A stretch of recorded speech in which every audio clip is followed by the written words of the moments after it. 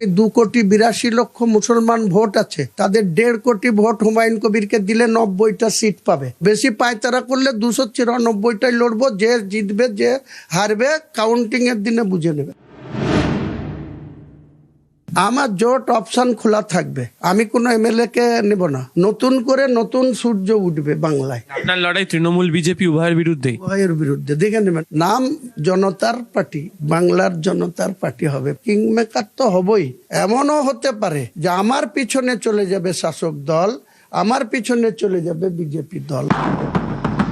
সোমবার নতুন দল ঘোষণা, তার আগে এভাবেই হুমায়ুন কবিরের চড়া সুর।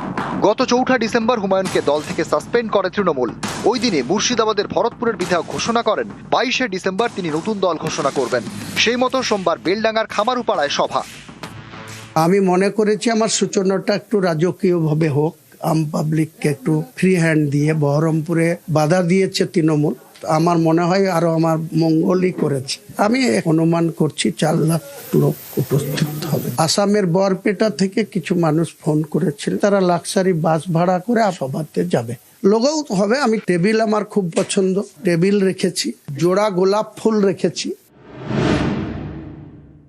নিজেরা তাদের বাপকে নির্বাচিত করবে। বিজেপি শুভেন্দু অধিকারী যদি সংবিধানকে তক্কা না করে আমি হিন্দুদের এমএলএ, আমি হিন্দুদের ভোটে নির্বাচিত, আর মুসলমান যে কটা এমএলএ তৃণমূলের জিতে আসবে বিধানসভায় তাদের চ্যাংদোলা করে রাস্তায় ফেলবো, তা আমি 2,82,00,000 মুসলমান ভোট আছে, তাদের 1.5 কোটি ভোট হুমায়ুন কবিরকে দিলে 90টা সিট পাবে। বেশি পায়তারা করলে 294টাই লড়বো। যে জিতবে যে হারবে কাউন্টিং এর দিনে বুঝে নেবে। ক্যামেরা অসিত দাসের সঙ্গে প্রণব বন্দ্যোপাধ্যায় এবং আবির ঘোষাল, নিউজ 18 বাংলা।